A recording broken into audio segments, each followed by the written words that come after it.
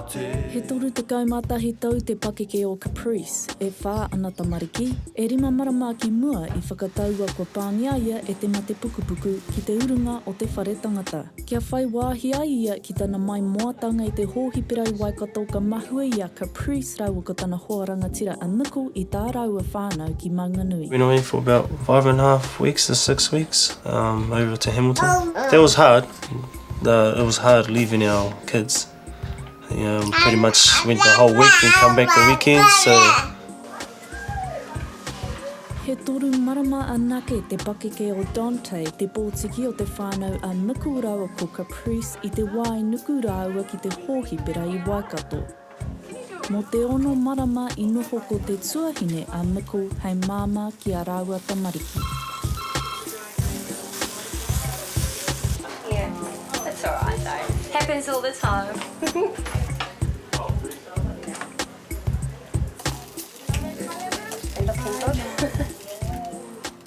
Yeah, he's 10 months now, so I had him for a while.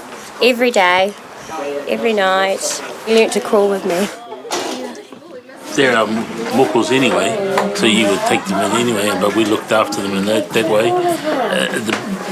And I think that's the only way we could have done our part.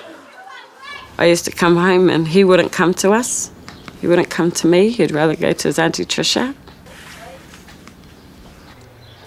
It was hard to see Caprice go through what she was going through. Like, she's getting knocked around a bit through chemo and radiotherapy. Pretty much as she came out of chemo was probably the hardest, where she spent most of the day either in bed or just trying to get over it, getting all the medicine chucked into pretty much 8 hours. It's pretty hard for anyone to go through.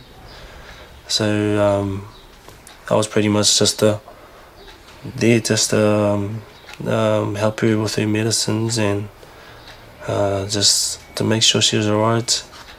And I think just me being there sort of helped her a little bit. There's nothing you do that you can stop doing to prevent cervical cancer. It's just that this virus is everywhere. And we can't prevent the virus, but we can protect the individuals.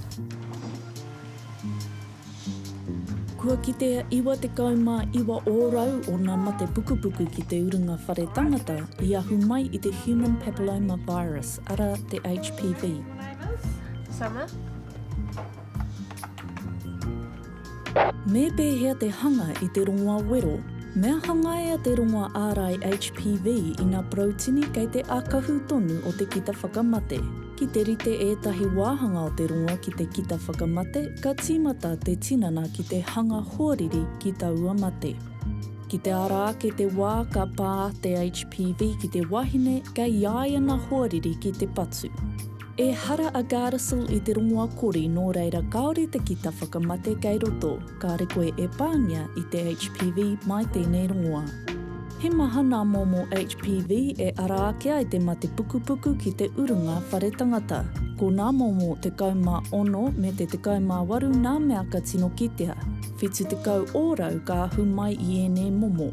He maha nā momo HPV e ara ake ai nā tōna tero me nā tōna tai hemahema engari iwa te kau ōrau ka ahu mai I nā momo ono, rāua ko te kauma tahi. Ko te rongoa kei Aotearoa nei ka ārai atu I nā momo ono, te kauma tahi, te kauma ono, te kauma waru hoki.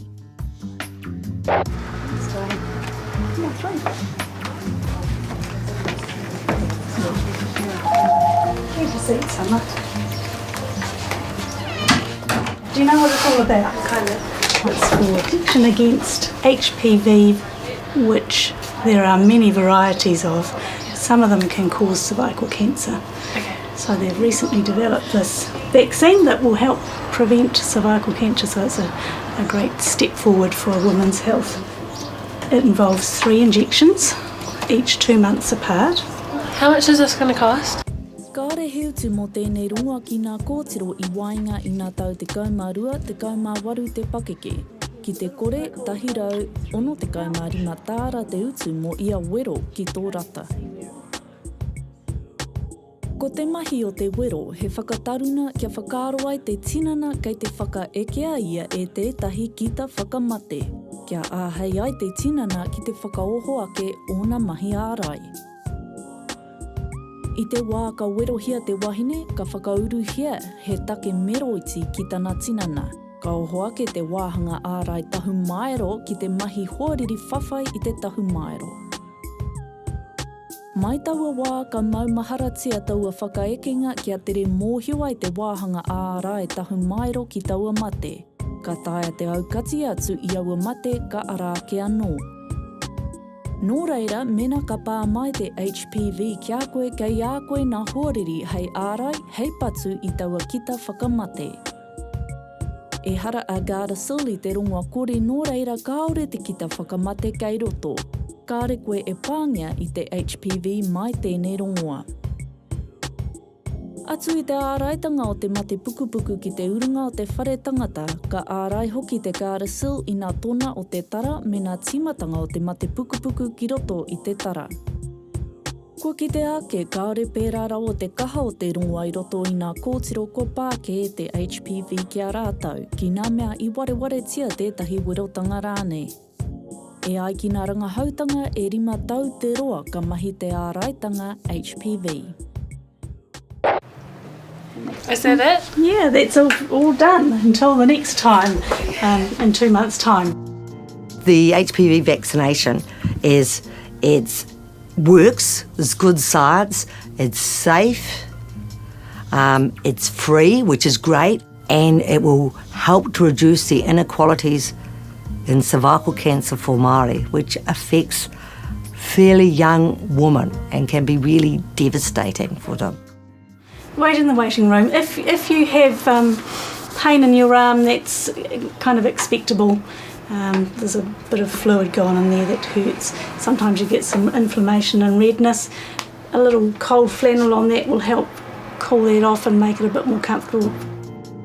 Yes, you can get a swelling on the arm and pain in the arm, like young girls are familiar with certain vaccines. That's the commonest form.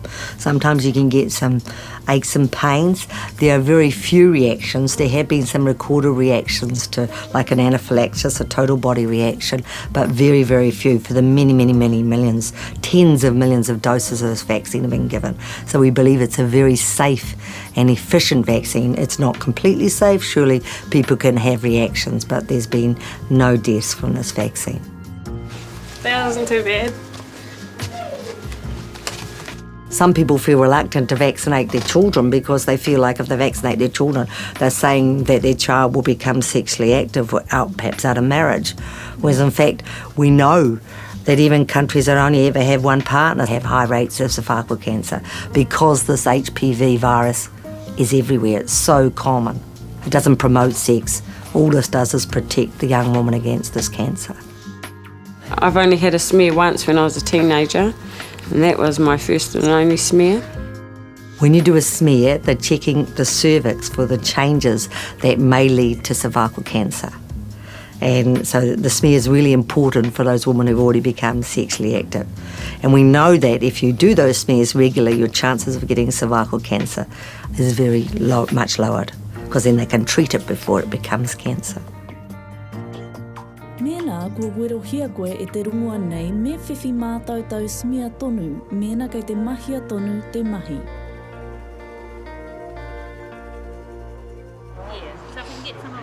Make sure you get this HPV vaccination. And to the older women that are here, just having your regular smear, because I never had mine. I had one when I was younger and that was it. Just to you males, you know, support your wahine in getting their smears. So it's real scary once you hear about like a person's story. It makes it real, you know, someone it's happened to.